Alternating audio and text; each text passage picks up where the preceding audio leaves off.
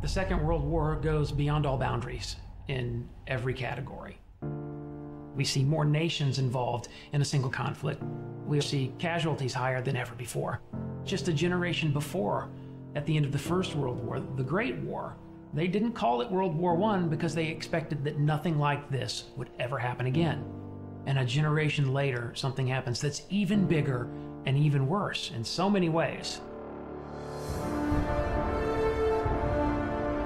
We have the honor of making this year's Call of Duty called World War II. Our chance to tell the epic, gritty, visceral story of the world's greatest conflict. There is a genuine interest in producing a product that is historically authentic. Every part of this game has been researched and nuanced and studied and scanned and photographed. We really tried to get the respect and the details right of the game. This is about ordinary people doing extraordinary things. The brotherhood, the camaraderie, the guy next to me. That became the theme for our game. On a personal level, honoring the story was crucial for us, and it was something we really committed to.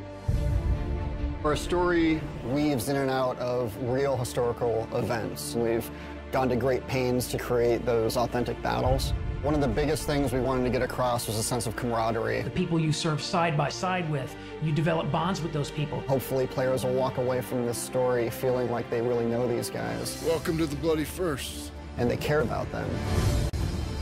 Art influences the game in a huge way. The lighting and the tonality and the colors. We want to be able to have the player feel something. By creating a very believable environment, it allows the player to slip into this world. The vision for the art direction we call dark and beautiful. It was emotionally dark, visually beautiful. More than just being cool and pretty, it's about trying to get people to have a deeper emotional reaction to the game. Our modeling department is amazing. The weapons, vehicles, the tanks, even the cars you might see on a city street. The level of detail is just phenomenal. It's a huge endeavor, but we have to stay true to the source material. We have to research and watch a lot of film, a lot of archive footage to see how combatants in World War II would behave.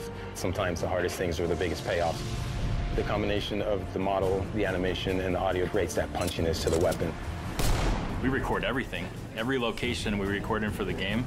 The ambiences, the music, the dialogue, everything has to be created from scratch. We had a real opportunity here to do a level of authenticity and reality, true to the war, true to the soldiers who fought in that war. We had this great opportunity with Marty Morgan, our military advisor.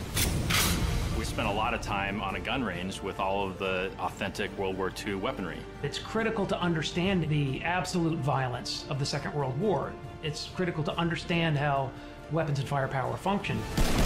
This is a story that's bigger than all of us. This is a whole new generation who might not have a lot of experience with in this time period. I think this is a great opportunity to have them experience that and feel that. We've made something pretty incredible, and I'm very proud of it. It's perhaps the greatest compliment I've been paid in my career to work on this project. This is the most powerful game I've ever worked on. It's very personal, it's very humbling. You know, I've been making games for over 26 years. And I'll tell you, it's the best game we ever made.